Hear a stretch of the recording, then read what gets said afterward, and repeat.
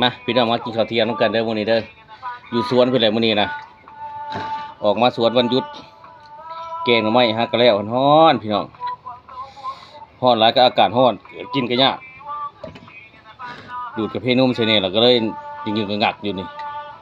มาเด้อกินแค่ผักมาบอกว่าพร้อมพักสังเกตเส้นหน่อไม้มาผักตำหุงพร้อมเลยตำหุงเพิ่มทางลูกชายทางหลานมาดินวาวเหตุวาวข้างวาวขาดเบิดอารมณ์เลยปูจะกันอยู่เหตุวาวข้างมากินข้าวเด้อพี่น้องเด้อ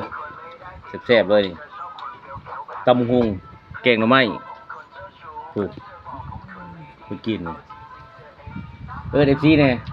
เด้อกินข้าวเด้อกับแกงไม้ในบ้านเขาเห็นแต่เขียวพี่น้องเอ้ยโอเค